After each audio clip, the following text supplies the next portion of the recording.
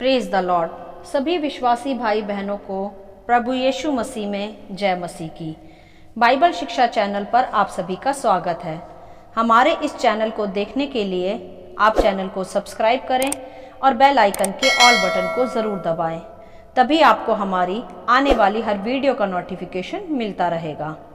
आज मैं आपके लिए बाइबल की पुस्तक से मत्ती अध्याय 9 का 35 से 38 वचन लेकर आई हूँ। मजदूर थोड़े हैं। तो चलिए भाइयों बहनों, हम वीडियो स्टार्ट करते हैं।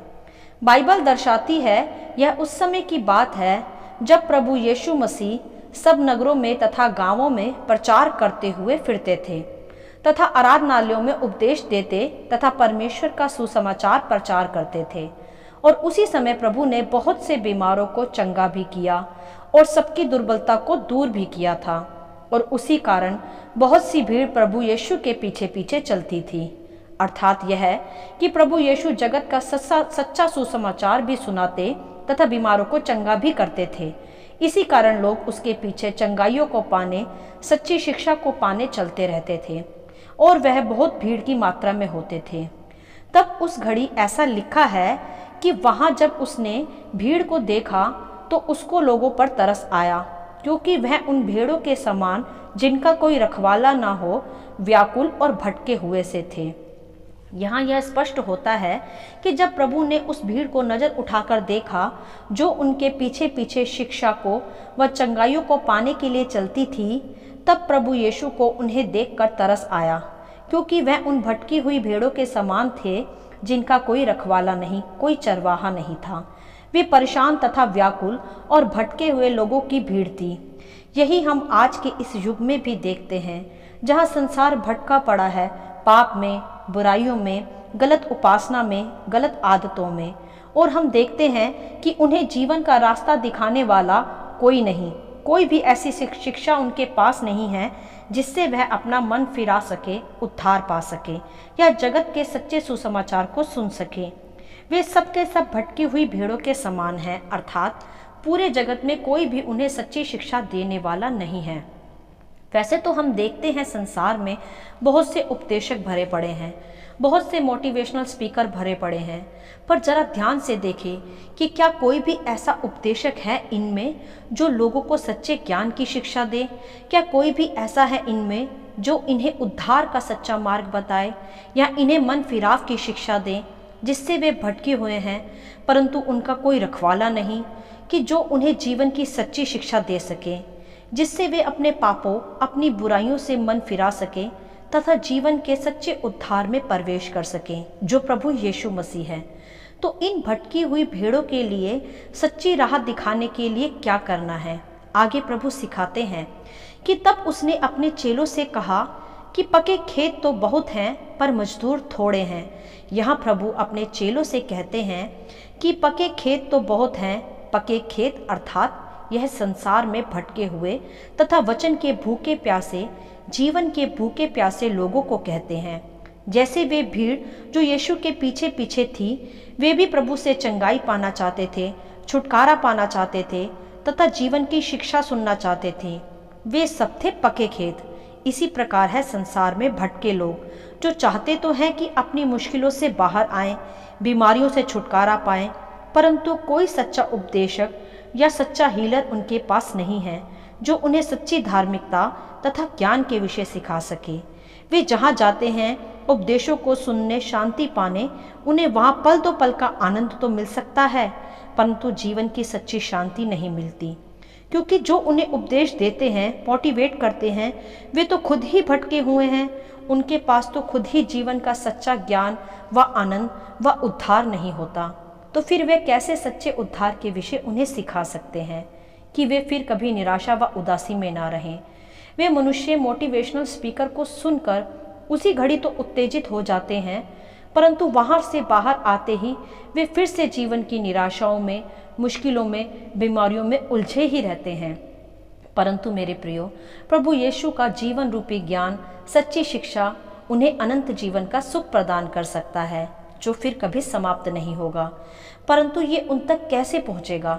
यही आज हमें जानना व सीखना आवश्यक है, जो प्रभु आगे सिखाते हैं कि इसीलिए खेत के स्वामी से विनती करो कि वह खेत काटने के लिए मजदूर भेज दे। हालेलुया।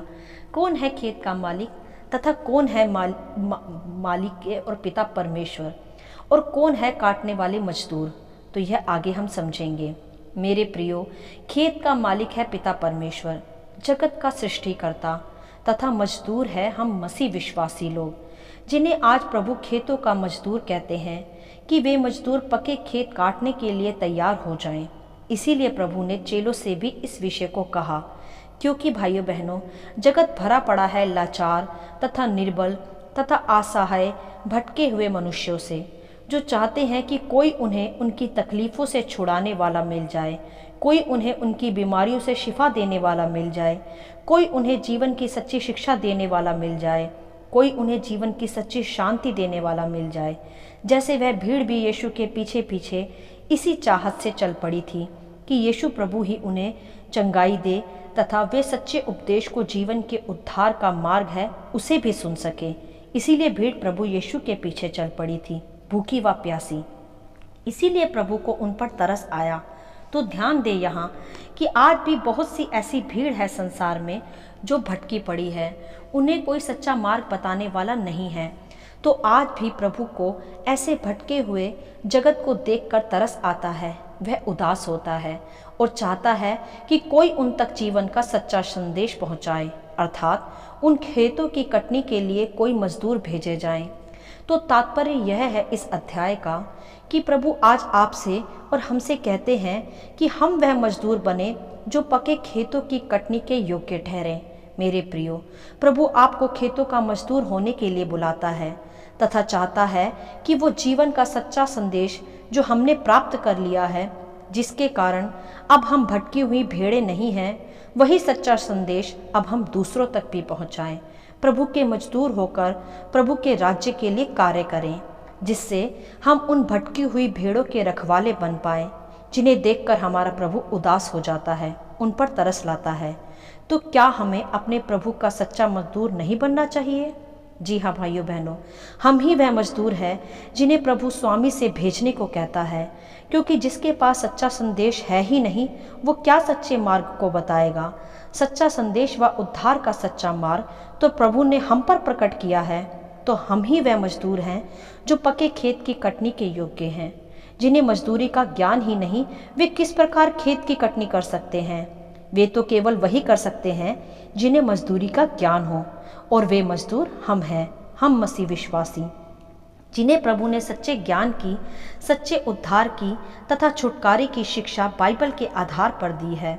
तो हमारा फर्ज है कि हम उस ज्ञान को, उस सच्ची शिक्षा को उसी आधार पर उन लोगों तक पहुंचाएं जो संसार की बेमानी उलझनों में, परेशानियों में, बीमारियों में पड़े हैं और चाहते हैं कि कोई उन्हें सच्ची राह दिखाए, तो वे भटकने से अर्थात अपनी उलझनों से बच पाएं।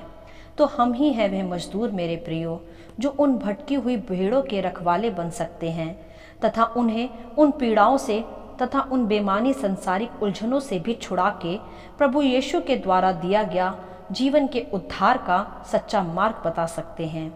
और जरा ध्यान से देखिए अपने चारों ओर कि कैसा समय है आज।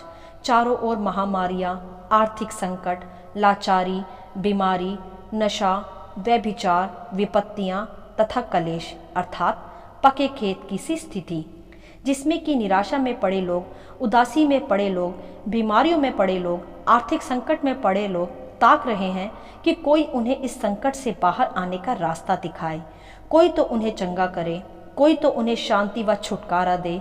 तो ऐसे समय में जब हमें पता है कि उनकी सभी तकलीफ़ों का, इन सभी संकटों का समाधान केवल प्रभु यीशु मसीह है, जिसने हमें भी इन संकटों से, इन पीड़ाओं से अब तक संभाल कर रखा है, तो हमारा इस समय के चलते सबसे महत्वपूर्ण कार्य है सुसमाचार प्रचार करना, सच्चे ज्ञान से लोगों को अवगत कराना, अंधों की आंखें खोलना, बंदियों को छुड़ाना तथा कंगालों को सुसमाचार सुनाना, जिसके लिए प्रभु ने हमें अभिषेक भी किया है।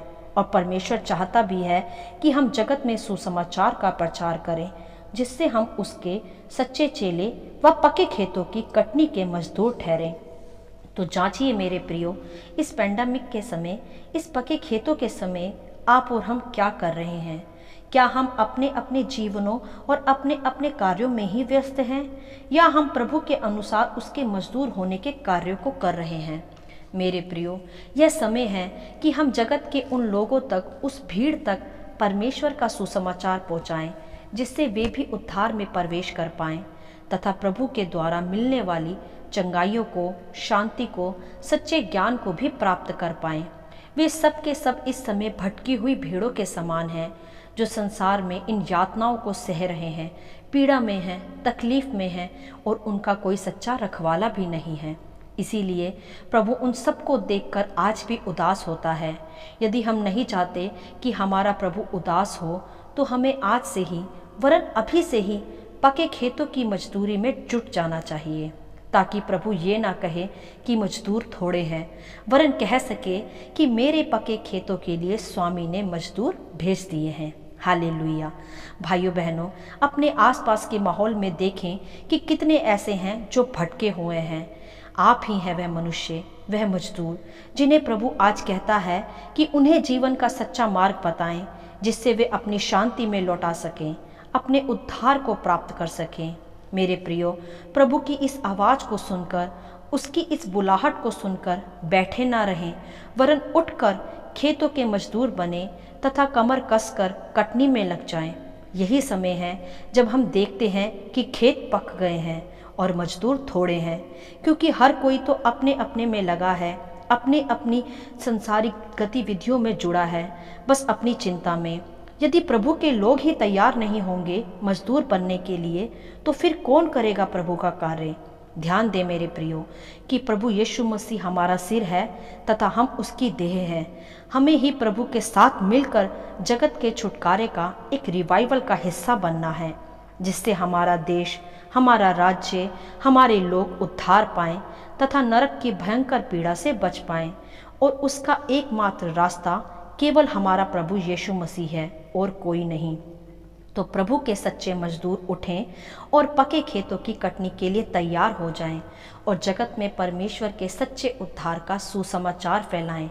लोगों की पीड़ाओं को सुनें, अंधों की आंखें खोलें, बंदियों को छुड़ाएं और जगत के अंत तक पर परमेश्वर के सच्चे गवाह होकर परमेश्वर के खेतों के मजदूर बन जाएं। हालेलुया।